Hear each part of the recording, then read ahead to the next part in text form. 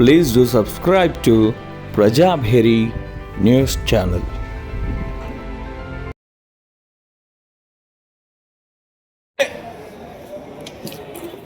ఈ రోజు municipal commissioner గారు నిర్వహించిన సమావేశంలో ఇందూర్ కార్పొరేషన్ అని నేను అంటే పెద్ద ఎత్తున వాళ్ళు దాన్ని విరోధం చేసే పరిస్థితి.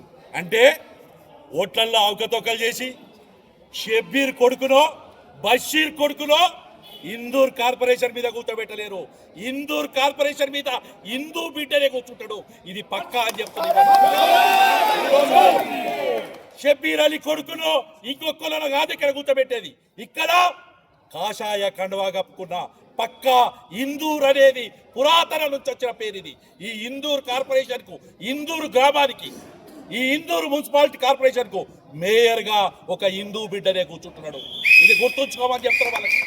ఇది పక్కా చెప్తున్నాం మేము. ఇలా అరాచకాలు చేస్తున్నారు. ఓటర్లు ఇచ్చిన ఓట్ల కొట్టారు, వాటిని డివైడ్ చేసారు. ఎక్కడో కులాంగులు ఉన్న మైనార్టీ ఓట్లు తీసుకొచ్చి గాజులపేట కలుపుతున్నారు. మిగతా వార్డులు 500,000 ఓట్లు మైనార్టీలకు గెలుపుతారు. గత ఎలక్షన్లో 18 గెలిస్తే ఇప్పుడు మేము 21 గెలుస్తామని మీరు అడుగుతున్నారు. నేను వాళ్ళు అడుగుతున్నా, కాంగ్రెస్ నాయకులను అడుగుతున్నా. షబ్బీర్ అలీ కొడుకును మేయర్ చేస్తామని చెప్పి అలా పార్టీలో డిస్కషన్ నడుస్తుందట. ధైర్యం ఉంటే చెప్పరు. మేము చెప్తున్నాం, భారతీయ జనతా పార్టీ హిందూ బిడ్డరు ఇలా మేయర్ గా మేము పెడుతున్నాం. మీరెవరు పెడుతున్నారో చెప్పండి. హిందూ ప్రజలకు కూడా చెప్తున్నా, ఓటర్ లిస్టు అవకతవకలు తీసింది కూడా భారతీయ జనతా పార్టీ.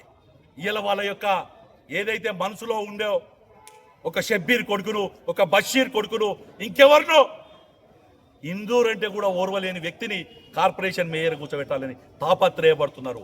దాన్ని ఖండించాల్సిన అవసరం ఉంది వాళ్ళ.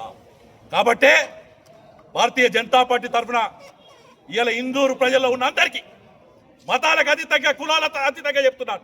మీరు ఇందూరు గడ్డ మీద పుట్టిన వాళ్ళు అయితే, నిజాం మహమ్మద్ అనేది ఎప్పుడు వచ్చింది? మధ్యలో వచ్చింది. ఇది ఇందూరు పేరు ఉంటుంది. ఇక్కడ చచ్చిపోయిన దాకా ఇందూరు పేరు ఉంటుంది. ఈ భూమి ఉన్నంత వరకు ఇందూరు పేరు ఉంటుంది. అట్లాగే దీని మీద చైర్మన్ గా కూడా, మేయర్ గా కూడా ఇందూరు బిడ్డనే కూర్చుంటాడు అని తెలియజేస్తున్నాం.